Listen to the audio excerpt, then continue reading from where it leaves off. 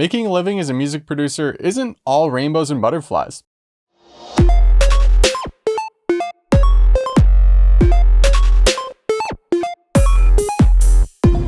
What's up? I'm Charles Hoffman. I've been producing music for over 10 years. I wanted to make this video because I feel like a lot of new music producers have this completely unrealistic expectation of what it means to make it as a producer or earn a full-time income that you don't need to subsidize with a day job. When I first started producing music, I had this grand vision that I'd start touring the world as a DJ and playing my music at huge venues. At the time, I was producing EDM and it seemed like there was a real market for that. What I didn't take into consideration was that the music I'd be producing 5 years down the road might not be EDM. On top of that, I found out that I didn't like performing in front of people, so I tossed that idea. There's other ways to make money with your music, such as collecting streaming royalties, licensing your music to films, television shows, and commercials, getting it placed in video games. The list goes on. You can pitch your music to different projects and hope it gets placed, but certain types of music tend to be more desirable than others. If you produce hardstyle with screamo vocals on it, you're probably going to have a harder time finding placements than if you produce uplifting corporate music. That's actually a really popular licensing category. Businesses need that type of music for commercials, product demos, and other uses. It's a really safe genre. The problem with attempting to chase the money and produce music that you have a higher chance of licensing is that you might not like producing that type of music. All of a sudden, music goes from this fun hobby to something that you need to do to pay the bills. There's now pressure to continuously churn out new songs, even when you're not in the mood to write music. I think a lot of people who experience writer's block just need a kick in the pants because you're gonna write that song no matter what if it means paying rent on time. Personally, I'll have days where ideas don't flow as well as others, and that's the type of writer's block I get now, but I make as much progress as I can, whether that's writing a song, writing an article, or making a YouTube video. If you get in the habit of forcing yourself to be creative, it becomes much easier over time. Initially, it can be very overwhelming. Other times, you're working on a cool project, ideas are flowing, and it feels like you have the best job in the world, so despite the lows, there are moments where you really appreciate the work that you get to do. Let's say you've decided to only produce music that feels authentic to you instead of selling out for a paycheck.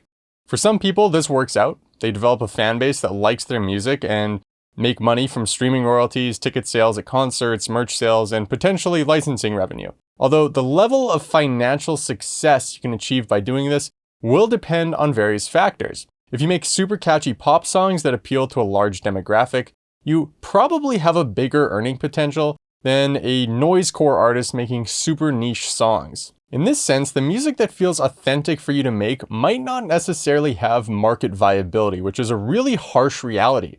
To survive off your music, the demand has to be there. This is like business 101. If there's no demand for a product, nobody's going to buy it.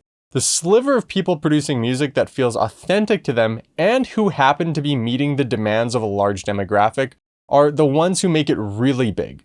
Take a look at artists like Olivia Rodrigo, Harry Styles, or The Weeknd. They're making music that feels authentic, but also happens to appeal to kids, grandparents. It's what you hear on the radio. Your music doesn't have to cater to everyone. It just has to appeal to enough people that you don't need to work a second job. That's the baseline that you need to meet to go full-time as a producer. Your grandma would probably hate Virtual Riot's music, but he's still got a big enough audience that he can make a good living producing dubstep. The same thing applies to tons of other artists, so you don't need to create mainstream pop songs to make it. Something else to consider is product supply. The reason Skrillex blew up so big back in 2010 is because he was one of the first few artists producing dubstep that actually had some musicality to it. There weren't many people doing that at the time. Now there's kids in their bedrooms producing like the craziest dubstep you've ever heard in your life, but that market is already saturated. There's still demand for that type of music, but the supply has shot up astronomically. Artists that are truly creative are on the front lines of innovation. They're entrepreneurs. They're incredibly intelligent and pushing the limits of what already exists. I'm sort of rolling with this Skrillex example because it's a good one. Dubstep existed in the UK prior to Skrillex, but it had more drum and bass vibes. The synth arrangements weren't quite as elaborate, and it was a relatively niche thing.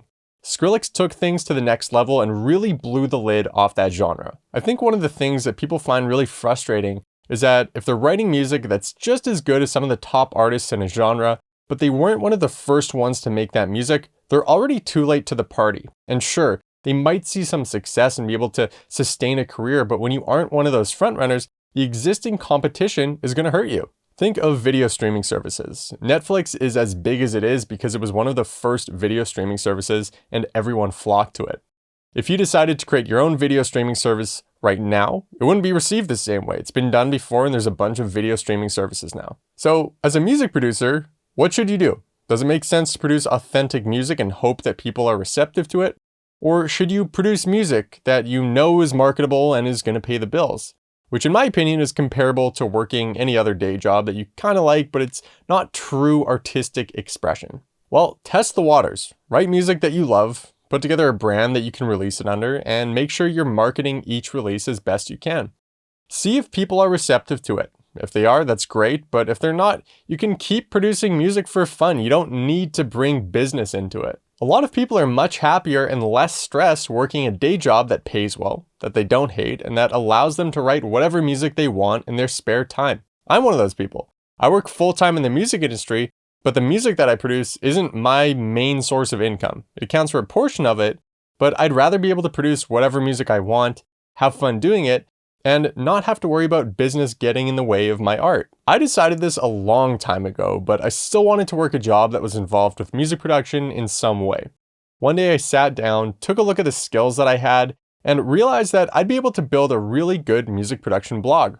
I have a degree in English, I went to school for music production, and I know how to code websites. It was like the perfect storm for this, so that's how Black Ghost Audio became a thing.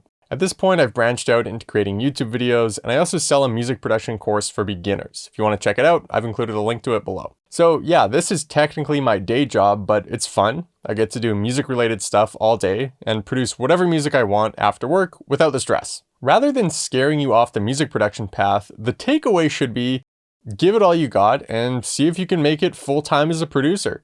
Worst case scenario, you produce music part-time or in your spare time and potentially find another cool music industry job that you really like. I just wanted to share my experience with this topic and let you know that whatever happens, you're going to be okay. You'll figure it out and find a way to make things work for you. If you like this video, give it a thumbs up. This was a bit of a rant, but normally I publish music production tutorials on this channel. If you're into that, make sure to subscribe below.